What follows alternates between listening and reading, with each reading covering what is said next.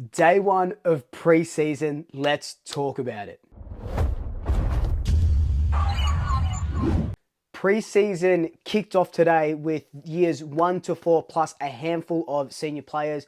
I got there pretty early. I got there at like 9:30.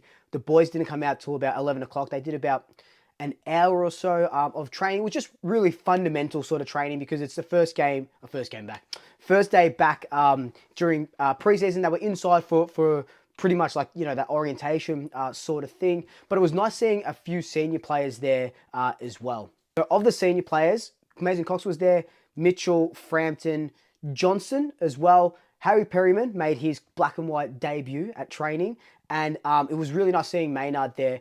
No strapping on his shoulders, so that's a really good sign. Obviously, when he's playing, he'll get those shoulders strapped up because, they cause him a bit of discomfort, but it was nice seeing him bandage free.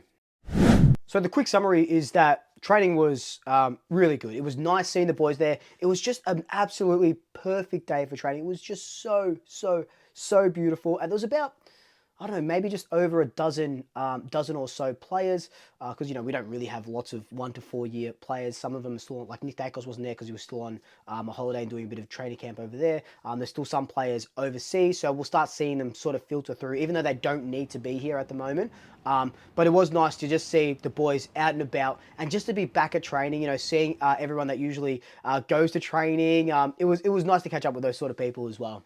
So as a training report, I like the look of all the players, but I like the look of Ilro Smith a lot. I feel like he's bulked up a little bit, and you can kind of see why they delisted Aiden Begg. Oscar Steen was there as well.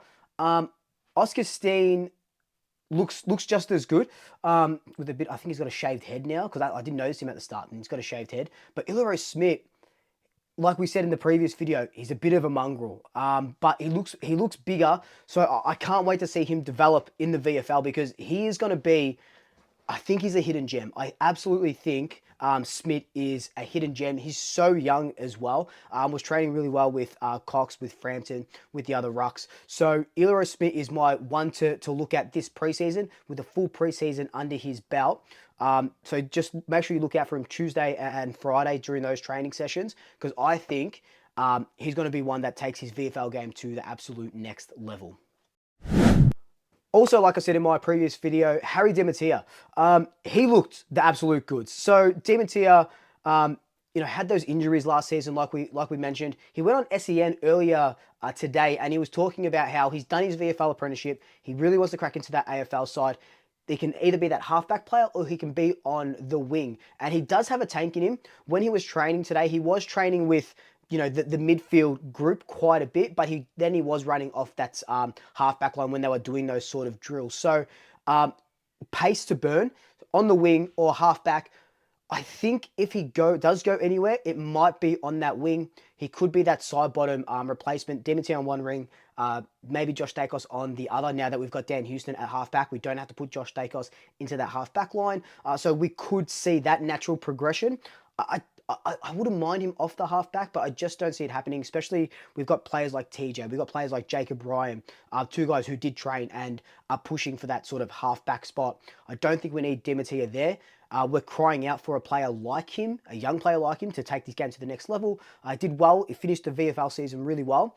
He's going to be one to watch this preseason just to see if he does take it to the next level. And the first few rounds of the VFL, if he can get some really good form, he goes and plays senior level stuff, and he could be that steel side bottom replacement. Before I talk about the senior players, I want to talk about not the young player, like the mid senior player, Reef McKinnon. Now, Reef signed that 1 year contract extension. We talked about how he has a lot to prove this season.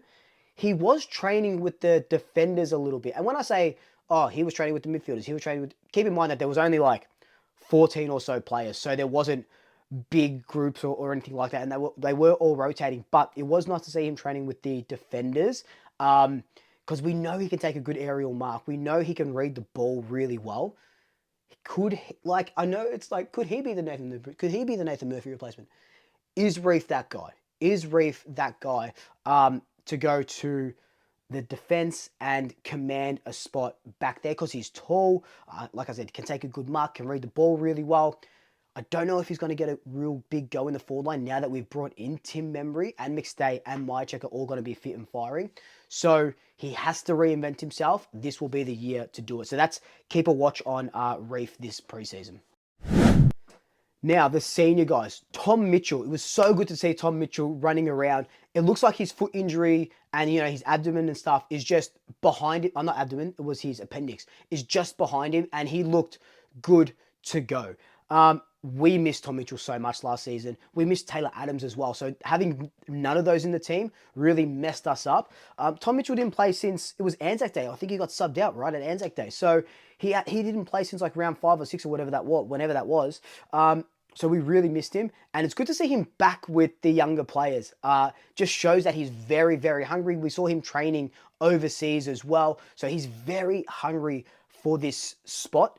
And obviously for the team as well. But just for him, because he missed a chunk of football. And we know throughout his career, he has missed chunks of football every now and then. But this could be Tom Mitchell's redemption year after just an injury-filled last season. And he was running really well, kicking really well. So the foot injury, thankfully, is all behind him. And finally, another guy that I've got notes for is Harry Perryman. Now, Perryman, if you... were there at training or you were watching some training highlights, he didn't have a number. So there's no number for Harry Perryman just yet on his journey. But what I liked about Perryman was he was not even predominantly, all the time, he was training with the mid. So he's not going to be a defender. We promised him midfield minutes. He's going to play in the midfield unless maybe we really need him in that defensive sort of half. But he trained with the mids, and he's really good below his feet. He's really, really clean. He's fit. He's that sort of mid-sized player, kind of like that Will Hoskin-Elliott role sort of type player. But his role is mainly going to be in that midfield somehow. I don't know how he's going to fit in, but I think he's just such a good recruit. Craig McRae loves a Swiss Army knife. He loves a role player, and that's exactly what Harry Perryman brings to this team. But look, that was just my summary of what I saw at training today. So tomorrow, Tuesday morning, they're going to do more training that's like more full ground sort of work. So let me know if you actually want a video like what I'm doing right now, explaining all that, giving you my notes for that whenever I go to training, or do you want just like a compilation of videos of training, or do you want me to come on and talk about training, the trainings that I go to? Let me know your thoughts down below. But until then, like, comment, subscribe, tell your family, tell your friends, tell your pets, and until next time, double shackers. I'll see you later.